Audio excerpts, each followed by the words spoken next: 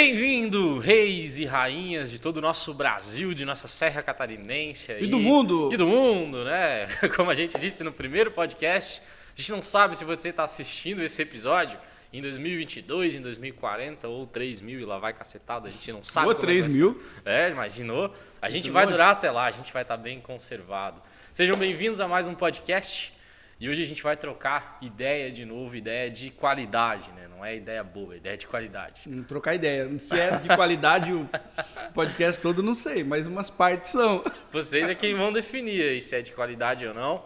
Vocês... Dando like, né? Com certeza, dando like, compartilhando, se inscrevendo no nosso canal, sempre com a gente. Não, e vocês podem também comentar as ideias, né? E sugestões também, assuntos para os nossos próximos podcasts, né? Coloquem ideias na nossa mente, por favor. Perguntas, né? A gente esqueceu de falar no último podcast, que a gente ouviu o nosso amigo Rony aí. Nosso Rony Moura, o cantor aí.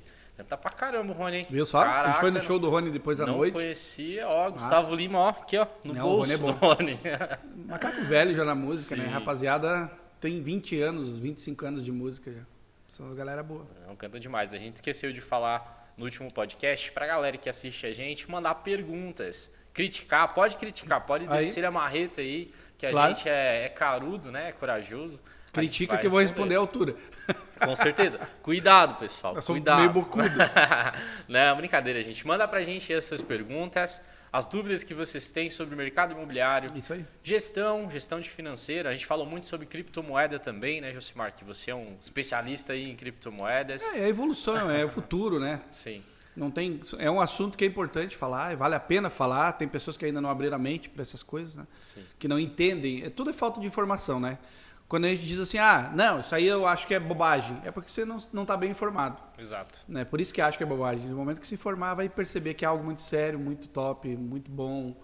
Eu tenho que parar de falar top, cara. Top. Ontem eu vi uma moça no podcast detonando o pessoal que fala top. Ah, por que isso? Porque é uma palavra muito genérica, né? Tudo é top. Se for por isso, a gente tem que parar de falar o né.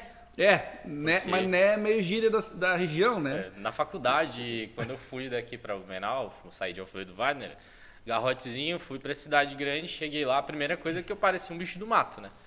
A galera tudo se misturando ali, coisa arada, e bebida, e cachaça, e eu aqui, né? O que tá acontecendo? O cara muito do interior, né? Um garraio caipira. E daí cheguei lá, começando a apresentar trabalho, essas coisas, e tudo tava um né no meio. Olhava o professor, porque o direito criminal, a prisão preventiva, tem esses requisitos do artigo 312, né? E começava no né toda a vida, até que me puxaram a orelha por 6 semestres seguidos, me puxaram a orelha para parar de falar né. Acostuma? Hoje em dia eu ainda falo bastante. Eu falava bastante né também. Agora eu falo menos, mas eu já falei muito. Sim. Tudo era né. E eu falava assim, verdade, não é verdade? Não é verdade? Não é verdade? Confirma pra mim? E se não confirmar... Coisa do vendedor, né? O vendedor faz isso muito, né? Tal coisa, correto?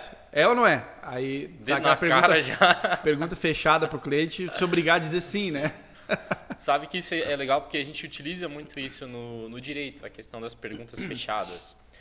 Principalmente no direito criminal, tribunal do júri, quando a gente busca comprovar algo ou deixar algo em aberto e as testemunhas, a gente procura inquirir essas testemunhas, ouvir essas testemunhas, eu geralmente busco fazer perguntas diretas, para não dar tempo que a pessoa possa captar. Pergunta fechada que é rápido. Isso, para que a testemunha não tenha tempo de raciocinar muitas vezes sobre aquilo que aconteceu e encaixe a resposta que a gente quer. Isso aí. Isso é persuasão. Isso você sabe que o advogado ele tem que ser bem persuasivo, né? Muito criminal, então, principalmente. Eu admiro muitos advogados criminais aí do nosso país que são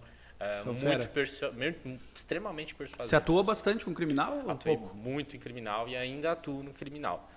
Aos poucos eu fui deixando um pouco, indo para o direito imobiliário, por causa da nossa região também, que traz, né, essa parte imobiliária muito carente, digamos assim.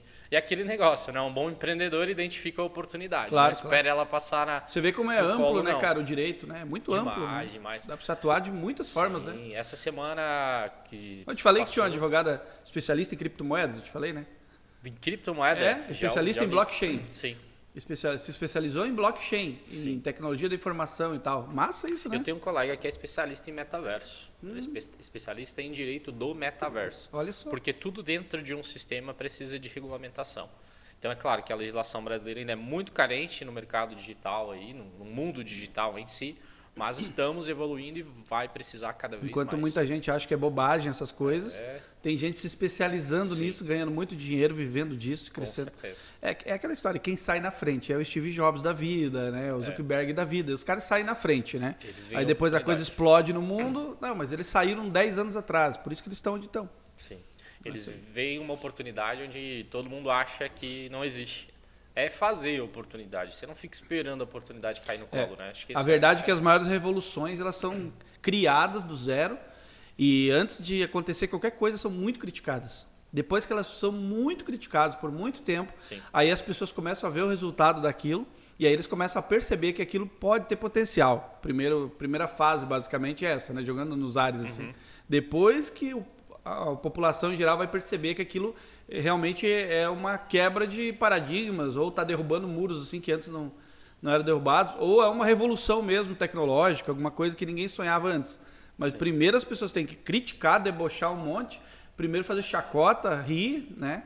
Dizer que é mentira, que não sei o quê, depois fica em cima do muro para depois de anos e anos e anos acreditar. Aí está a diferença entre o cara visionário, né, e aquele que não era. O visionário é esse, que enxerga a coisa muito antes de acontecer, né? E principalmente tem coragem. É. Esse cara ou essa mulher, ela precisa ter coragem para fazer isso. Porque não é qualquer pessoa que dá a cara a tapa contra críticas, contra acusações, digamos assim. Então é preciso muita coragem para comprar essas pessoas e é muito admirável isso. É admirável isso que a gente está fazendo aqui. Sim, isso é claro. ter coragem para colocar a cara Claro. no YouTube, no Instagram, no TikTok, colocar a cara a tapa, dar opinião. Eu sempre falo isso, eu falo para minha esposa muito em casa. O mundo é dos corajosos. Cara, você não tem coragem para fazer as coisas, você vai ter que se contentar com o básico. Sim. Né? Com o pouco, ou às vezes até com a sobrevivência, que muitas vezes a pessoa vive, pior ainda, né? passa uma vida inteira sobrevivendo de medo de fazer as coisas. Você não pode ter medo. Sabe que esse é o meu maior medo, cara? Eu não tenho medo da morte, não tenho medo de terminar relacionamento ou qualquer coisa do tipo. Meu único medo é sobreviver. É ter uma vida sem uma missão, sem valores, sem qualidade, digamos assim, qualidade mental. Eu também que você penso tá isso. fazendo. Às vezes eu penso assim, já me passou vontades de... Pô, a gente passa muitas na vida, né? Chega aquele momento assim, pô, quebrou um negócio, ou tava apostando em algo muito legal durante 1 ano, 2, 3, 4, e deu tudo errado no final. Sim. Aí bate aquela deprê e pensar assim, caraca, meu, que vontade de... Sabe o que eu vou fazer? Eu vou comprar um terreninho lá no mato, fazer uma cabaninha na beira do rio, vou ficar lá pro resto da minha vida. Mas aí tu para e reflete, caraca, mas aí eu não vou mais conseguir ser o que eu quero ser, né? Sim. Eu não vou mais conseguir influenciar ninguém, ter interatividade com as pessoas como eu gosto, né? Debater as coisas como eu gosto, me meter nas coisas também que eu gosto de me meter, né? E sei lá, fazer o que a gente já está acostumado e tem como dom, né? Se é que existe o dom, a gente se desenvolveu assim. Aí lá eu iria ter que parar, não que seja errado ou ruim, seria uma vida maravilhosa, poder Sim. viver lá. Eu adoro mato, campo e natureza, mas aí você pensa, caraca, eu vou ter que botar tudo, assim, colocar tudo fora, né? O que a gente construiu uma vida inteira, no meu caso, assim, na área comercial, relacionamento, tudo mais, para aceitar viver aquela vida simples, pacata. Mas eu penso, cara, mas aí com o que eu vou estar contribuindo para o mundo? Que, pô, eu penso que o meu objetivo de vida é contribuir com alguma coisa. Isso. Ajudar pessoas, ver pessoas mudando de vida, que tenha 1% da minha influência, tá mais do que bom, né? E aí eu não teria mais isso. E aí cai por terra toda essa vontade. Tu pensa, caraca, não, eu prefiro continuar quebrando a cara, prefiro continuar dando a cara para bater, apanhando, levando porrada, caindo e levantando, mas é o que eu quero fazer, não adianta. Essa é a minha missão. Sim. É a palavra que você usou, né? É a minha missão. Perseverança. É. Perseverança. É a missão Já de vida. pensei várias vezes, cara, essas Desistir, coisas. né? A gente pensa. Não é nem desistir, é mudar totalmente. Dizer assim, sabe de uma coisa? Eu vou para um país da Europa, Sim. vou ficar numa cidadezinha bem deserta lá, aquela cidadezinha lá dos fantasmas, lá, fantasminha lá, como tem umas por aí espalhadas no mundo, lá na Suíça, lá, aquelas montanhas lá nos Alpes, lá, sei lá. Nossa. E vou viver lá. longe de todo mundo, de todos. Só quero meu celular e minha internet para poder ganhar dinheiro, né? Montar uma barraca. Fazer meu negocinho digital ali e ganhar minha graninha. Não, sem celular e sem internet. Mas daí não tem como ganhar grana. Eu só sei ganhar grana assim. Aí é vender vaquinha e plantar as coisas lá que a natureza dá. Aí tu pensa, não, mas aí não dá, cara. Eu por mais que eu esteja ganhando dinheiro, por exemplo, na internet, que não ganho muito, mas já ganhei mais. Hoje eu não tô tão afinco naquilo, né?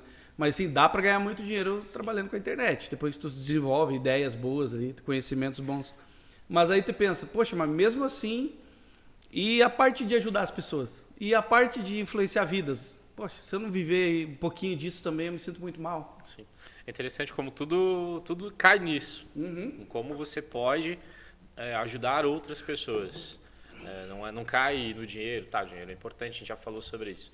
Mas tudo no final desemboca no mesmo lugar. Em como que você se sente útil na humanidade. Exatamente. Eu acho que uma missão de vida ela tem a ver muito com isso. Quanto que você consegue ser útil para outras pessoas, para a humanidade em si. E muita gente não entende isso, que é necessário você entender qual é a tua utilidade no mundo. Para isso você precisa saber quais são as tuas aptidões. E aí você traçar um caminho correto. A maioria das pessoas fica se desvirtuando no meio do caminho. Elas até às vezes pensam que podem ser determinada coisa, ou essa é a minha missão é, sei lá, comprar um Golf e pegar uma caixa de gelada e botar uma roda 22, um pancadão atrás e sair ouvindo... 2 caixas de Bavária. E sair ouvindo Mega Funk, pautorar mesmo, não tem isso aí. Mas não é isso, cara. Isso é muito relativo, essa fase de vida é muito relativa. Acho que uma pessoa que está na faixa dos 17, 18 anos, dificilmente ela consegue identificar a missão de vida dela. Pô, quem conseguiu, parabéns, né? Está muito bem. Mas para você conseguir identificar a tua missão, é preciso que você percorra uma estrada. É preciso que você tenha uma história. Eu não estou falando de história de barriga, né? Dizem que quem tem barriga tem história, mas não é esse caso. É preciso que você apanhe um pouco da vida, 1, 2, 3, 4, 5 vezes. Sim. E aí você vai começar a construir os teus valores, aquilo que você respeita para a tua vida e a tua missão de vida, que é o mais importante, que é aquilo que vai te definir dali para frente. Onde você vai aceitar pessoas ou não aceitar pessoas. Isso é um assunto muito importante que as pessoas precisam entender.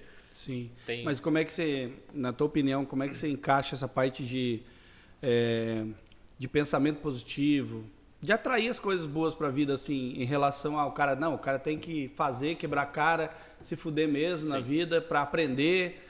Eu também penso assim, né? Tanto é que eu passei muito por isso, mas tu tem um lugar que você consegue colocar essa parte de atrair as coisas boas para a vida? Sim, então, na verdade, existem algumas estratégias que a vida ela vai ensinando pra gente em como você fazer isso. Primeiro é o que todo mundo fala, é até meio comum eu falar isso aqui, é o mindset. Muitas pessoas falam sobre mindset, mas não sabem exatamente o que é o mindset. Isso é um treinamento mental, para que você possa bloquear energias negativas e pessoas principalmente negativas e possa abrir espaço para as energias positivas. E aí entra uma palavra que é uma das palavras mais importantes, que é gratidão. Se você não tem gratidão pelo mínimo que você tem, se eu não tenho gratidão por ter um óculos que eu possa usar quando os meus olhos doem, eu não consigo ser grato por nada. Legal. Então, se você acorda de manhã, acho que o primeiro exercício de qualquer ser humano nessa terra teria que ser agradecer.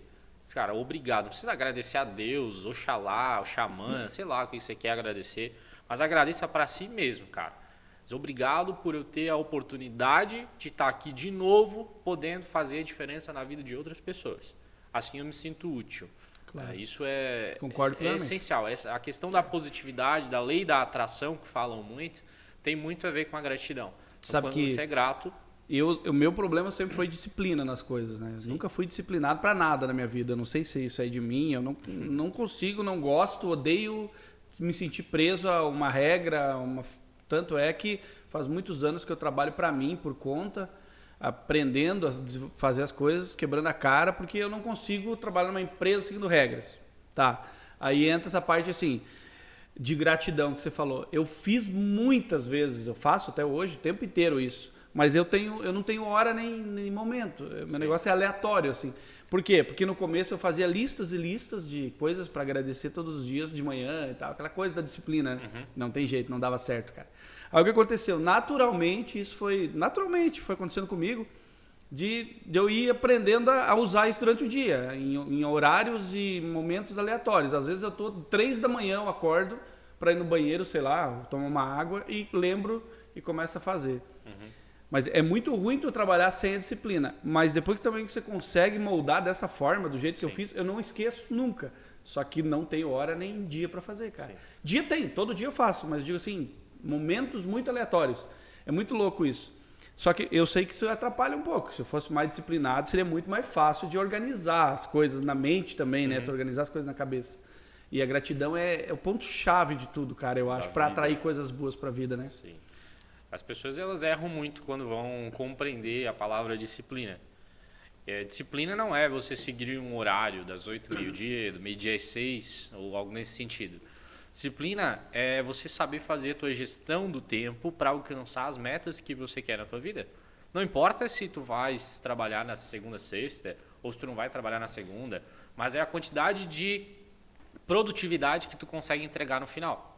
Não tem a ver com horário, ou com organização, ou qualquer coisa do tipo. É claro, tudo isso é importante. Eu sou totalmente contra a regra de horário. Eu acho que pessoas produzem em momentos diferentes do dia. Eu penso que tem pessoas que servem para isso. Sim. E tem pessoas que não servem para isso. Exato. Aí tu diz, não, mas dá para todo mundo se desenvolver, construir. Aí entra a parte de mindset, desenvolver uma estrutura mental para aquilo e tal também. Mas... sei lá, cara, eu acho que ainda tem um pouco do comportamental, né? Que tem pessoas que têm um comportamento mais voltado para ter facilidade de administrar daquela maneira e tem pessoas que o comportamento é diferente. Sim. Isso, eu sempre estudei a parte comportamental. Até, acho que eu te contei que eu fiz um curso uma vez de comportamento humano. Para mim foi uma disruptura assim, na minha mente, aquele curso, porque eu comecei a enxergar as pessoas de maneira diferente. Eu enxergava todo mundo como todo mundo enxerga, eu acredito. E de repente eu comecei a enxergar as pessoas de uma maneira mais profunda. Eu analiso 5 minutos o comportamento sempre delas. Sempre eu gosto de analisar 5, 10 minutos o comportamento, mesmo que eu tenha visto a primeira vez a pessoa. E aquilo já me diz muita coisa, eu já consigo entender um pouco de como que aquela pessoa é. Para poder... É coisa do vendedor também, tem muito isso, né? Minha área sempre foi comercial e tal, é de observar o prospecto, né? O cliente, ou o possível cliente, antes de você começar uma negociação, uma coisa para saber até onde tu pode ir. Sim. E isso me mostrou essas coisas que eu estou te falando. Que tem pessoas que têm um comportamento diferente, cara. Você, por exemplo, você é muito disciplinado com as coisas e tal. De repente você construiu esse comportamento depois, eu acredito, como você me falou. Sim. Mas você não era tão bagunçado no passado também, né? Ou era muito bagunçado? Era Pô, muito então bagunçado. Você conseguiu uma Não, ruptura também. Minha nossa, cara. Minha vida era um caos. Pois é. Era um caos. Você rompeu ali, quebrou um muro que estava te atrapalhando muito, né? E coisa que eu não fiz. Depois que eu aprendi o que de fato é disciplina e como utilizá-la na minha vida, eu tenho muito mais liberdade do que eu tinha antes quando eu não usava disciplina. Antes eu trabalhava de uma forma, eu sou sincero em falar, eu trabalhava de uma forma burra, cara. Com o meu tempo eu era muito burro na utilização do meu tempo. Porque, primeiro que eu não sabia exatamente o que eu estava fazendo e eu não sabia o que eu tinha que fazer depois. E eu não sabia quais eram as minhas metas, quais eram os valores que norteavam a minha vida, a minha atuação aqui como pessoa e qual era a minha missão de vida.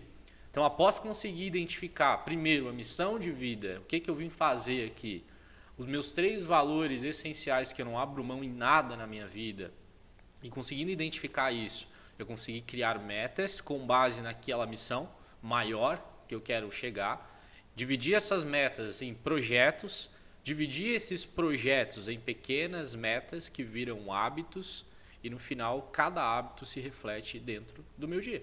É simples. Massa. Disciplina é isso. Disciplina não é, eu vou ler, eu tenho que ler às 6 horas da manhã, eu tenho que acordar às 6 horas da manhã, porque o fulaninho da internet disse que é 5 horas da manhã. Sabe que essa pegada, Sim. tem uma galerinha que bate muito nessa tecla. Cara, eu já penso o contrário também.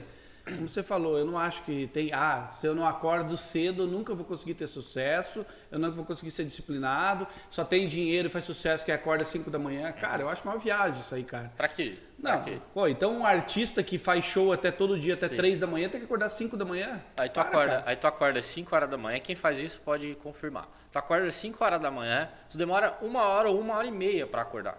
Porque tu não acordou, velho. Tu tá ali, tipo, vegetando ainda. Porque tu foi dormir às vezes 1 hora da manhã. A não ser que dormiu muito cedo. Não. Né? Aí tem gente que cria um hábito, dormir muito cedo. Meu pai, por exemplo, acorda às 5h30 da manhã quase todo dia. É difícil ele passar disso, 5h30, no máximo 6, na maioria das vezes 5. Mas ele tem o hábito dele a vida inteira, assim. Desde molequinho, aprendeu, acostumou. Eu já não consigo. Eu fui da noite, fui da música, muitos anos e tal. O nosso negócio é dormir. Eu não sou de dormir muito, mas assim, antes das 8 eu não acordo. Muito difícil. Só se eu tiver compromisso. Aí a pessoa, não, mas para tu ter sucesso tu tem que estar 6 horas em pé, 5 horas em pé. Cara, eu acho isso uma viagem. Isso é uma narrativa que a galera criou para forçar as pessoas a achar que tu tem que ralar pra caramba, braçal, para poder conquistar alguma coisa na vida. E, cara, existe um ditado velho, mais velho que a minha avó: quem trabalha demais não tem tempo para ganhar dinheiro. E isso é uma verdade muito grande, cara. Não que você não vá trabalhar muito, porque quem pensa também está trabalhando. Quem pensa enriquece. Na verdade, quando a gente está usando nossa mente para pensar, refletir, matutar uma ideia, você está trabalhando, tua mente está trabalhando, você não está executando uma tarefa, que são coisas diferentes, executar uma tarefa e trabalhar. Você é advogado, de vez em quando você tem que parar um tempo para ficar pensando o que eu vou fazer, de que forma que eu vou fazer, de que maneira eu vou fazer. O empresário, ele não está trabalhando nessa hora? Sabe como é que é o nome disso? O nome disso se chama ócio criativo, na filosofia. Pô, que nome mais chique. É, bonito, né? Você tem que fazer aquela coisa com um osso. Até fazer uma tatuagem escrito: estou em ócio criativo eternamente. Meus ossos estão criativos. Não, é o ócio criativo. O ócio é quando você está parado, você não está fazendo uma atividade, né? Tem o ócio comum, que é o ócio burro, o ócio alienado, que é aquela pessoa que só dorme e não faz nada da vida. Aí tem esse também, que esse é o mosca morta. E tem o ócio criativo, que é o ócio que você está pensando, você está produzindo mentalmente, está desenvolvendo uma ideia.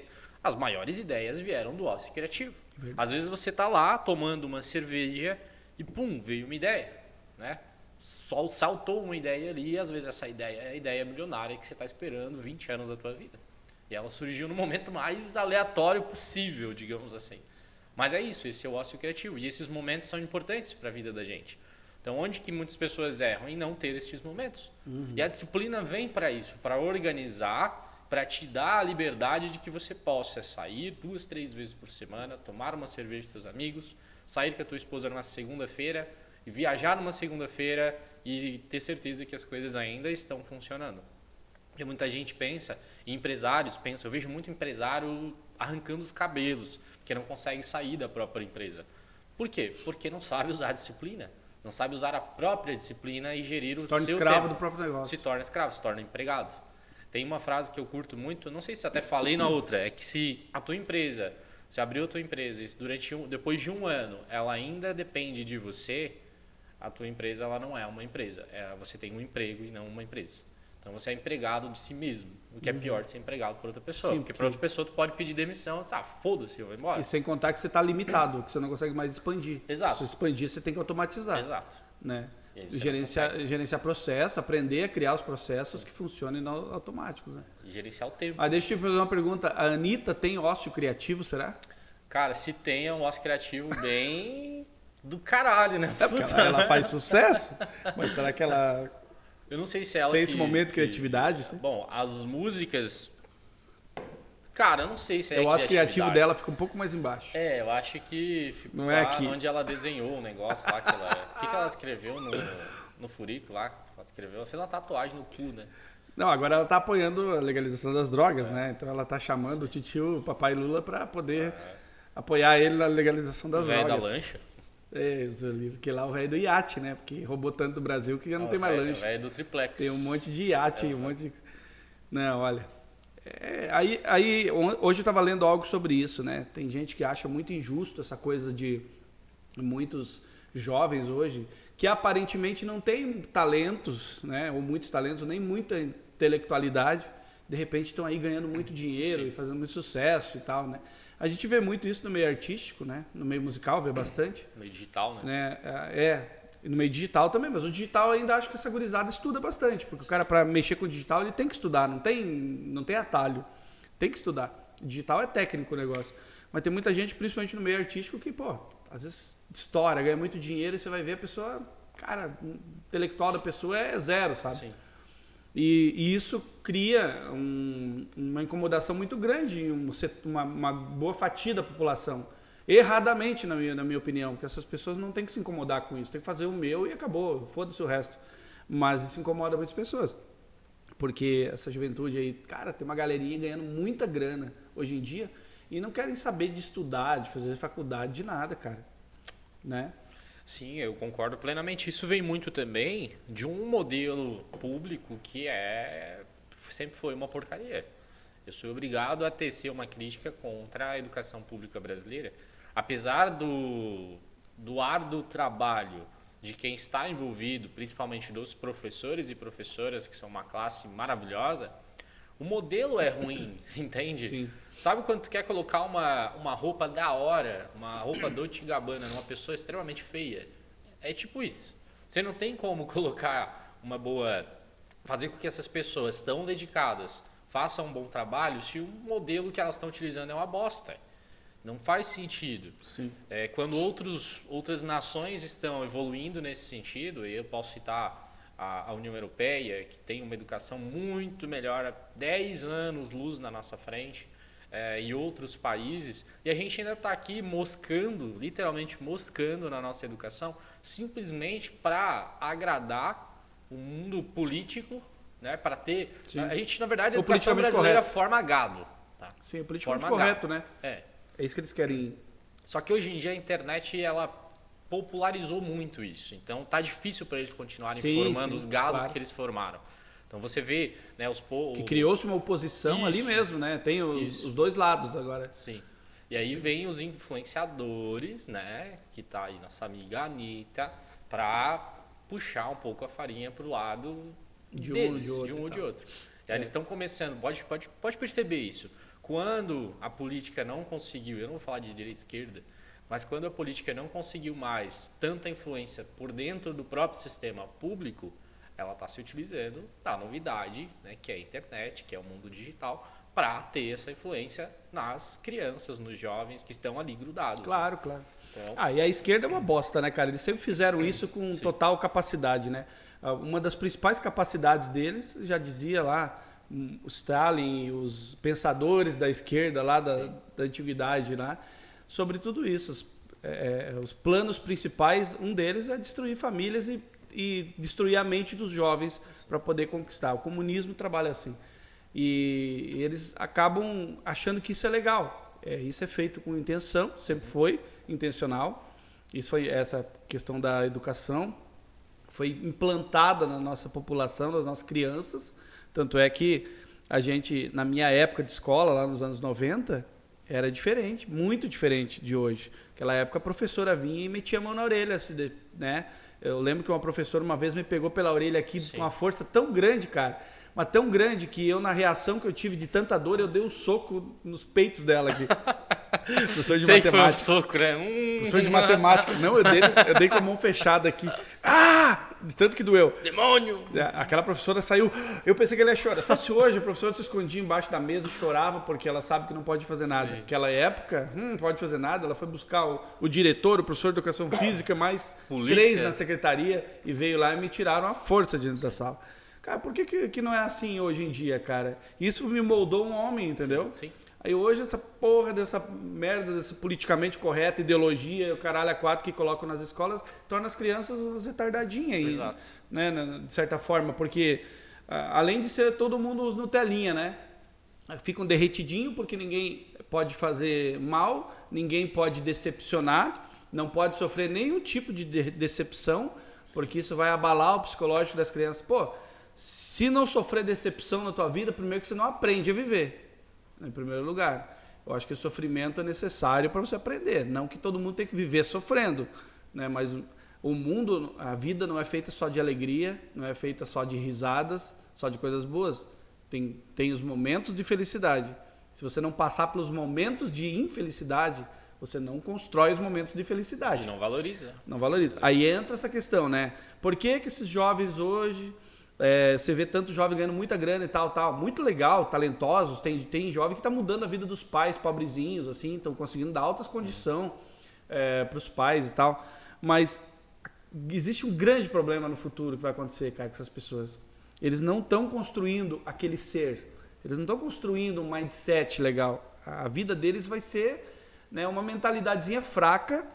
É igual aquele cara que ganha na Mega Sena e gasta tudo, sabe? Que não tá preparado, 3 anos está pobre de novo. É a mesma coisa. Sim. Porque ele não construiu um ser, não construiu uma mente legal, um comportamento bom para poder administrar a vida daquela maneira, se desenvolver em conhecimento. Porque, cara, ter dinheiro...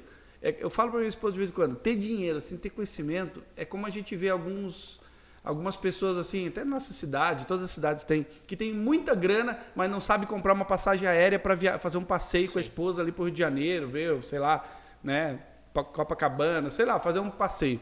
Porque a vida dele foi só o fazer e o ter, né? Ele nunca alimentou o ser, não sabe nada, não tem conhecimento de causa, não tem nada. Então essas crianças vão chegar no momento que elas vão estar nessa situação. Caraca, tô bem, tô cheio da grana e tal, mas sou um boca aberta. Literalmente essa é a palavra. Sou um boca aberta. E sabe que essa formação do ser, ela tende a acontecer cada vez mais tarde, principalmente em nós homens. Nós homens hoje, geneticamente e psicologicamente falando, nós amadurecemos mais tarde do que as mulheres. O homem, hoje em dia, tende a amadurecer com cerca de 26, 25 ou 27 anos. Quando ele realmente entende, passou pelos abalos hoje, emocionais... Né? Hoje, né? Que eu amadureci com 20, eu me lembro. Passou pelos abalos emocionais que a vida deu ali e tal, e aí ele vai construindo esse ser. Nos 30 a gente tá no trend topic ali, a gente tá fodão. Nos 30 a gente tá perfeito, digamos assim, para se desenvolver. Por isso que muitas pessoas, elas realmente fazem a vida delas depois dos 30 anos. Porque até lá Sim. é só pau pega e fueira, não tem.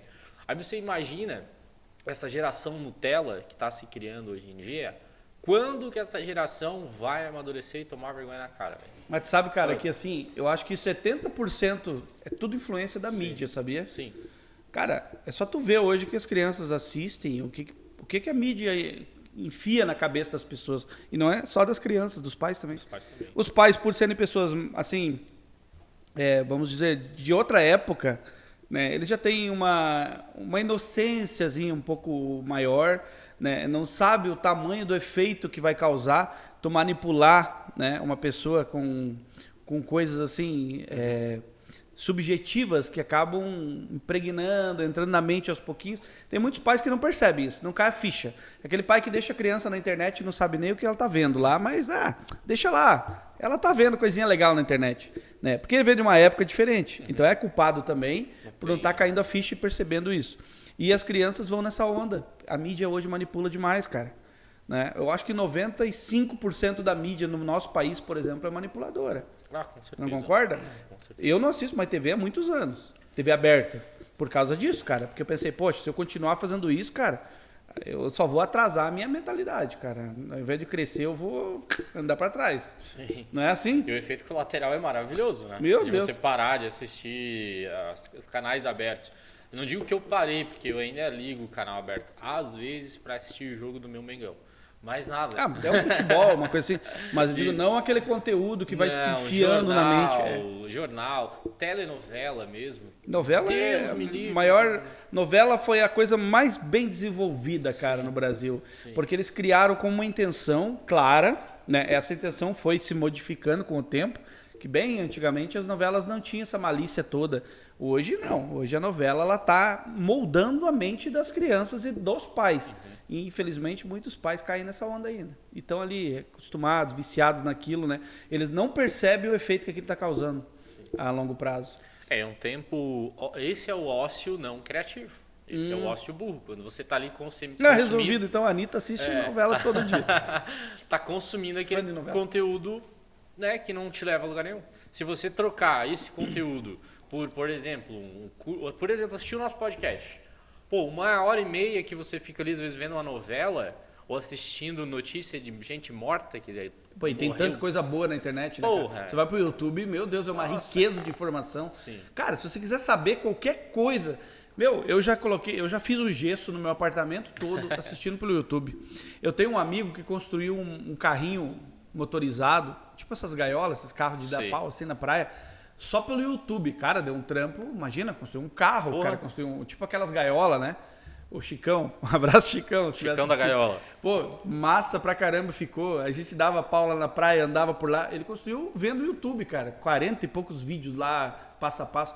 O YouTube ensina muita coisa. Eu digo assim, ó, todo o conteúdo do planeta o Google já tem nas mãos, basicamente. O Google dominou a informação do mundo. Democratizou. Né? Então, pô, o YouTube é uma ferramenta do Google. Vai pra lá que você consegue ter ferramenta. Você quer estudar direito? Você consegue, não vai se formar. Não vai aprender tudo que aprende na faculdade, mas você vai estudar direito. Você quer estudar psicologia? Vai para o YouTube que você consegue. Você quer estudar, você quer ser pedreiro, quer aprender mais sobre construção civil? Vai para o YouTube que você aprende.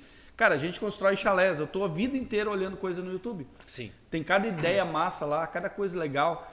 Então eu penso assim, aquilo que você comentou. Se for para eu estar vendo um conteúdo, eu sempre paro e reflito. Esse conteúdo está me trazendo algo de bom, algum tipo de aprendizado positivo. Positivo, né? Tem aprendizado negativo também. Está me trazendo algum tipo de aprendizado? Tá. Então eu vou continuar vendo. Ah, não tá. Parece uma coisa que não está me trazendo informação de valor. Sim. Então eu paro naquela hora e vou fazer outra coisa. Sempre eu fui assim. Desde jovenzinho. Porque quando eu tinha meus 14 anos, 15 anos, por exemplo, eu era muito negativo, eu era muito cabeça fraca. Né? Eu tive vários problemas de família, pai e mãe se separaram, eu tinha 10 anos, eu me revoltei e tal. Então eu lembro que quando eu tinha meus 15 anos, eu comecei a pensar o seguinte: cara, se eu não começar a construir alguma coisa de conhecimento na minha mente para melhorar a minha estrutura, meu mindset, né? Se eu não começar a mexer com o meu mindset, que tem gente que acha que essa palavra essa palavra é boba, tipo coach. Sim. Mas, cara, é boba porque você não executou ainda, você não treinou, não praticou. Vai praticar isso para você ver como isso muda a tua maneira de pensar. Lá nos meus 15, 16 anos, eu lembro que eu comecei a pensar sobre isso. Pensei, caraca, o que vai ser de mim se eu não começar a mudar a minha forma de pensar, moldar a minha mente para praticar mais a atração, a lei da atração das coisas, Sim. Praticar o universo, né? Para poder adquirir conhecimentos de valor realmente, que vão me levar um dia a ter mais capacidade, vamos dizer assim, não digo uma profissão, mas capacidade intelectual de conversar, de estar à altura, de poder estar no meio de um público de pessoas legais e poder estar à altura também ali na maneira de pensar e tal. E aí entra a questão de construção construção de conceitos e decisões na tua vida que você vai tomar. Tudo isso está baseado, está conectado, né? É uma construção e até desconstrução. Eu acho que para você construir primeiro você tem que desconstruir. Como? Isso é um exercício bem grande de terapia. Eu, para quem não sabe, eu faço terapia e confesso para todo mundo que faço terapia há mais de um ano já. Porque o que acontece com as pessoas, e principalmente nós homens, nós somos muito leigos nessa questão de que a gente precisa refletir sobre a nossa vida. Porque senão a gente, não, eu sei de tudo, eu sou macho e coisa arada. Macho caralho, tu não sabe nem o que tu é da tua vida, velho. Não é assim que funciona. Não sabe nem o porquê que tu age quando age. Por que fazemos o que fazemos. Macho tem que fazer terapia. Tem terapia cheia de louça e ajudar a mulher em casa a lavar a louça. Exato, exatamente. Pra ser macho. Mas assim, para você construir alguma coisa, você primeiro precisa desconstruir várias coisas. Porque veja bem, a gente estava falando agora sobre como a mídia tem influência sobre as crianças e adolescentes, correto? Essa influência precisa ser desconstruída para que se abra espaço para uma nova construção. E isso não só da mídia, agora partindo para a parte de desenvolvimento pessoal e terapia, psicologia e tal, a gente precisa desconstruir ideias e comportamentos da nossa própria família. Por exemplo, pode olhar, você que tem problema com finanças, dá uma fuçada no passado da tua família e vê qual é o histórico da tua família com finanças. Porque se a tua família toda são tudo podre de rico e tu é pobre, meu amigo, aí o troço tá feio pra caralho. Mas geralmente qual é o sentido? Pô, a família tem isso aqui de bom, ela reproduz, isso aqui de ruim ela vai reproduzir. Verdade. Por exemplo, cara, vou até falar isso que é uma questão pessoal, mas eu não tenho problema com relação a isso, porque já foi superado. A minha família paterna tem grande problema com excesso de álcool. Grande problema. Na minha adolescência, pouco para frente, eu desenvolvi um excesso de álcool, ao ponto de não ter controle da quantidade que eu ingeria. Resumindo, virou cachaceiro. Virou cachaceiro. Virei pingus. Tá até hoje. Zero. Agora tá na zero. Virei tá pingus. Na zero. Ah, tá na zero. Agora só toma zero. Virei pingus. E o que isso fez comigo? Isso fez com que eu perdesse a capacidade de raciocínio. A capacidade de identificar o meu lugar no mundo, de ajudar as pessoas, de ter de encontro com a minha missão de vida. Então, galera, para você que não sabe o que está fazendo ou quer incorporar outras coisas na sua vida, não está satisfeito com a tua própria vida, começa fuçando lá atrás. Começa trocando uma ideia com teu pai ou com a tua mãe. Troca uma ideia sincera mesmo, assim, ideia que o homem dificilmente consegue trocar. Cara, é muito difícil tu chegar no teu pai e falar, pai, me explica um pouco sobre o teu passado, velho. Tu era um cachaceiro, tu usava droga, o que tu fazia? Tu traía? Quem tu era, velho? Gente que trai demais. Olha o histórico disso. Geralmente tem, o pai também é igual, o bisavô é igual, e vai. Porque é uma construção da história da família. Toda família tem uma construção. E muitas vezes a gente tem um comportamento que nem é do nosso pai, é do nosso tataravô, que continuou na nossa linhagem esse comportamento. Então, como é que a gente constrói coisas novas? Desconstruindo coisas velhas. É simples. Não é difícil. Só que você precisa compreender que existem coisas velhas que precisam ser desconstruídas. Sim, seria quebra de crenças limitantes, basicamente. Quebra de crenças limitantes. Eu tenho até hoje muitas crenças limitantes. A minha família tem tudo isso que você falou, mais um pouco. É que a minha família é muito grande também, né? Então, assim, a gente viveu tudo, vivenciou isso tudo na minha família. Meu pai teve uma fase da vida que bebeu muito, meus tios, meus avós, né, e parentes e tal, um pessoal muito revoltado, muito... Nunca eu vi alguém na família que fosse bom de administração financeira, Sim. por exemplo. Gestão financeira é zero lá. Não só financeira, qualquer tipo de gestão na família. Então, assim, eu pensei, eu cresci pensando isso. Caraca, meu, se eu for seguir essa mesma linha, eu vou seguir o mesmo caminho que todo mundo. Simplesmente vou estar no mesmo caminho que todo mundo. Não, eu quero fazer na minha maneira, do meu jeito. E o meu jeito é diferente. É aquela velha história, não sei se você já viu a história dos irmãos gêmeos, que os dois eram filhos de um pai alcoólatra. E aí um deles cresceu, ficou, né, se tornou um homem de sucesso, um empresário de sucesso, famoso e tal. E o outro cresceu e ficou alcoólatra, né? Sim. E aí alguém um dia perguntou, cara, vocês dois estão juntos aí, por que você, um cara, filho de pai alcoólatra, que, né, nunca deu um conselho legal, nunca foi pra frente com vocês, como é que você conseguiu se tornar um empresário e tal, de sucesso, um cara bem sucedido, que hoje não bebe, não tem vícios, construiu uma família linda e tal? Ele disse, é culpa do meu pai. Então, mas como assim culpa do teu pai? Teu pai era alcoólatra e tal, nunca conseguiu sair do chão. Não, justamente por isso. Porque eu pensei, caraca, eu quero ser diferente, quero pegar outro caminho. Eu não quero seguir aquele caminho, foi o que eu pensei. E aí quando perguntou pro outro irmão, tá, e você, cara? Tá, o que aconteceu contigo? Por que você é alcoólatra e não seguiu o caminho? É culpa do meu pai. Sim. Bom, mas peraí, a desculpa é a mesma então dos dois, né? Meu pai era alcoólatra, eu também sou. É culpa do meu pai. Esse é o mais vitimista normalmente, né? Ele pensou, é mais fácil eu culpar alguém, e o outro usou a culpa pro contrário, né? Ele pensou, não, é por isso que eu vou fazer diferente. E foi o que eu pensei. Pensei, caraca, eu tenho que fazer diferente. Eu ouvi essa historinha há 20, 30 anos atrás. Foi nessas épocas que eu estava buscando assim e pensando dessa maneira. Eu tenho que fazer diferente. Uhum. Não é porque foi feito dessa maneira. Meu pai é maravilhoso, minha mãe é maravilhosa, são pessoas queridas, que todo mundo gosta, pessoas assim que têm um coração, né, idôneos, de caráter. Mas na família nós tivemos muitos problemas de crescimento financeiro, né, de profissionalismo, de administrar a finança e a vida, gerir a vida, a família em geral. Uhum.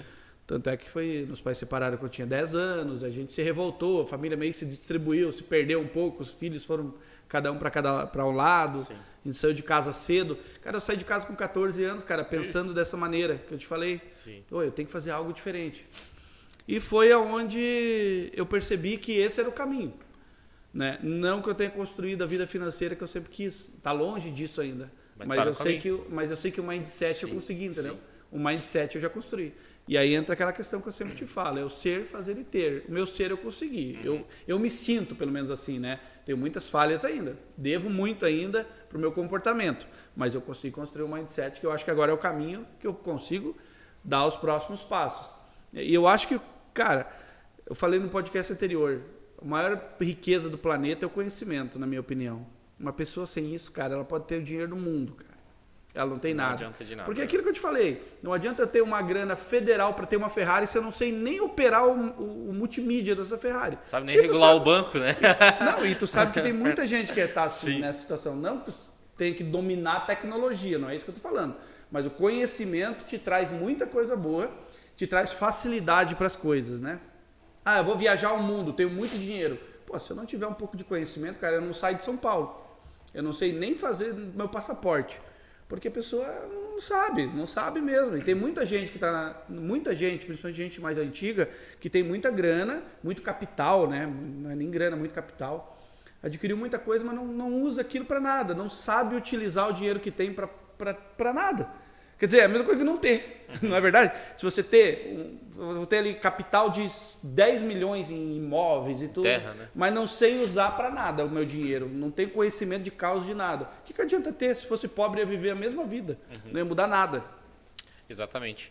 Eu acho que muito passa pela incapacidade de assumir o protagonismo da própria vida, cara. Porque quando uma pessoa ela dá muita desculpa, ou ela coloca muito a culpa nas outras pessoas, é porque ela tem medo de enfrentar ela mesma, que é a maior batalha que o ser humano tem. Não é contra o terceiro, contra pai, contra mãe, qualquer coisa. A tua maior batalha sempre é contra você, cara. É quando você se olha no espelho e você diz, caramba, né? E agora? Como é que eu venço esse cara aqui? Porque, pô, as crenças limitantes, elas são um lutador muito forte, né? Elas são um peso pesado e às vezes você é um peso leve. E você tem que malhar, você tem que crescer, você tem que tomar o whey protein para te fortificar e conseguir entrar na batalha. Você só consegue vencer essas crenças limitantes se você criar uma estratégia, uma técnica para utilizar e você bater naquilo todo dia, você se disciplinar de uma forma que você enfrente. Isso. Eu, como nunca fui disciplinado, eu sempre fui meio no empurrão, assim, sabe? Não, vou vencer isso, vou tirar esse pensamento da minha mente, vou mudar a minha maneira de pensar e fui empurrando. Mas existem maneiras bem mais fáceis de vencer crenças limitantes hoje. E você consegue vencer qualquer uma, mas você tem que colocar na tua cabeça. Uma das coisas que eu coloquei na minha cabeça que me fez vencer muitas crenças limitantes foi a minha crença em Deus. A minha confiança, não é nem a crença, a confiança em Deus. Porque eu sempre digo assim, ó, tem uma diferença muito grande entre um monte de gente que vai para a igreja orar e rezar e louvar a Deus e a pessoa que confia em Deus. São coisas totalmente diferentes, cara. Eu não vou à igreja hoje, não tenho religião por opção, mas eu confio muito em Deus, cara. Nossa, acho que não tem um mês da minha vida que eu não passe por essa situação e digo, não, Senhor, eu confio em Ti, não me preocupo com nada. E isso me ajudou a romper muita crença limitante, sabia? Essa confiança no Senhor, na energia do universo, que para mim Deus é basicamente quem controla tudo, né? Sim, isso te gera autoconfiança, né? Quando Sim, você consegue relaxar com aquela situação, digamos assim.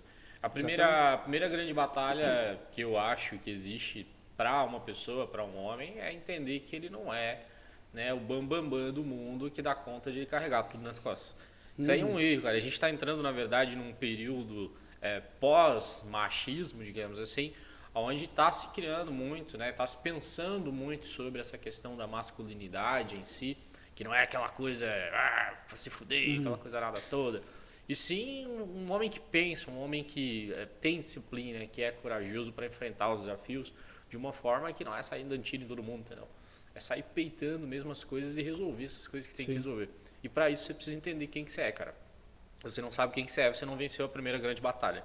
Essa é a primeira. Vai lá e vence ela. Aí depois você vai começar a vencer as outras. Acho que a vida só anda quando você encontra o teu caminho, quando você define os teus valores. Por exemplo, os meus valores hoje que baseiam a minha vida são prosperidade, disciplina e coragem. Então, o que eu vou fazer? Eu vou pautar tudo que eu fizer na minha vida com base nesses 3 valores. Então, se alguma coisa não me gera prosperidade, por exemplo, eu vou para uma festa lá, num baile funk, coisa arada, droga e tal. Se ele está me gerando prosperidade? Não está. Está melhorando minha disciplina? Não, tá. Coragem? Talvez, né? Coragem, talvez. Pouco. Mas as pessoas que estão ali não estão me ajudando. Coragem pro errado, né? Porque posso ter coragem para roubar alguém, assaltar alguém, ou ter coragem para encarar a vida e vencer. Isso aí não é coragem, isso aí é falta de vergonha na cara. É um tipo de coragem, mas a coragem não, isso aí é falta de vergonha errônea. na cara.